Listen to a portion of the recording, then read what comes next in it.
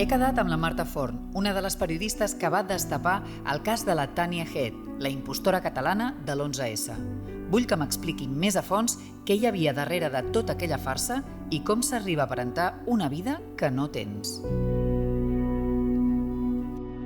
Marta, perquè la gent se situï ràpidament, qui era Tania Head? La Tania Head no es deia Tania Head, es deia Alicia Esteve i era una noia de Barcelona. Ja quan era petita era una nena que tenia molta imaginació. Sempre s'inventava històries fantàstiques per atreure l'atenció de les seves companyes i de les seves amigues.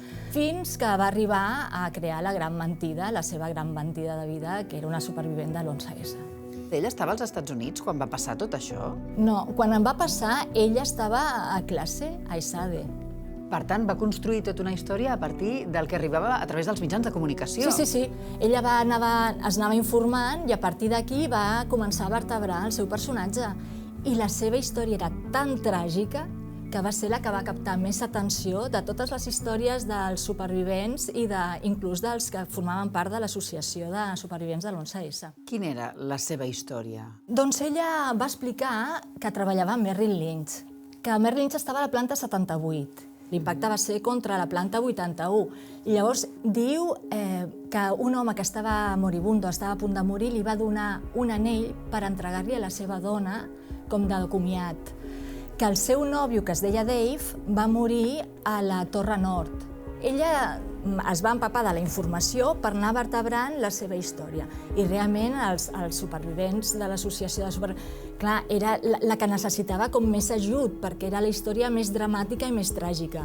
Però ella, a més, es va fer representant o portaveu de l'Associació de Víctimes dels Atemptats de l'11S. Clar, la van acabar escollint com a... Perquè ella parla bé, és una noia que és culta, que ha estudiat, ha treballat i té una cultura i fa que la seva mentida connecti amb la gent. L'atemptat de les Torres Bessones és el 2001. El 2007, el New York Times comença a veure certes incoherències en la seva història, però és La Vanguardia qui destapa finalment la seva identitat real gràcies, entre altres coses, a tu. De quina manera? Bé, el New York Times estava fent una biografia d'algunes de les víctimes i buscant dades van trobar que ella no treballava amb Merrill Lynch, van parlar amb la família de Dave, la família va desmentir que el Dave tingués una nòvia amb la qual s'anava a casar i que es digués Tania, amb la qual van plantejar un dubte de si era realment una supervivent o no. Nosaltres aquí, al recollir-ho, a mi em truca un contacte i em diu: escolta'm una cosa, estic veient a una persona que jo crec que conec. No se llama Tania Head, es diu Alicia Esteve Head, però s'havia de demostrar. I com ho demostres? Com? I per mi aquesta era... No, és que això és una investigació ja quasi policial. Clar, és que aquesta era la gran dificultat. Llavors va haver una persona que em va explicar que va tenir un accident de cotxe anant a les Falles de València amb unes amigues i que el braç li va sortir, o sigui, va tenir com una fractura. I dic, a veure, això és una dada, perquè això és el que ella deia que li havia passat fruit de l'atemptat.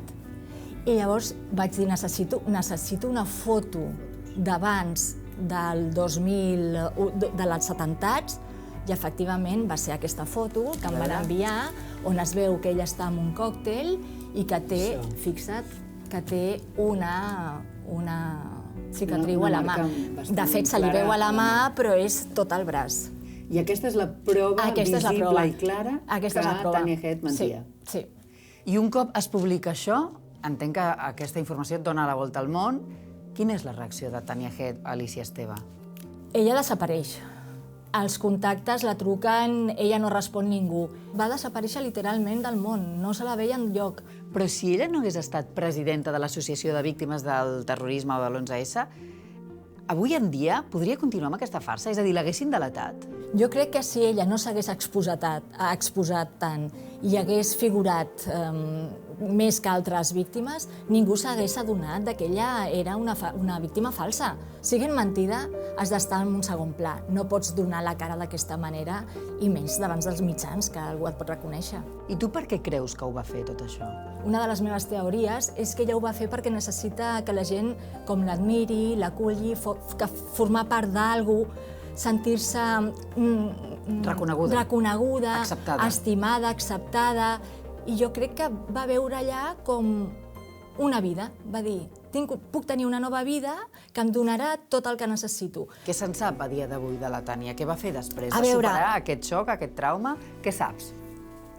Jo crec que segueix amb aquesta dinàmica de voler desaparèixer i de no donar explicacions. Però jo crec que això és el que fa que ella no sigui lliure.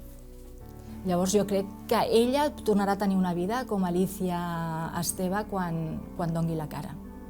Doncs tant de bo, un dia, poder ser un dia d'aquests, t'obri la porta o t'agafi el telèfon i tinguis la història de la teva vida i també de la seva nova vida post-farsa. Tant de bo, Anna, tant de bo, perquè seria bo per ella i per la societat.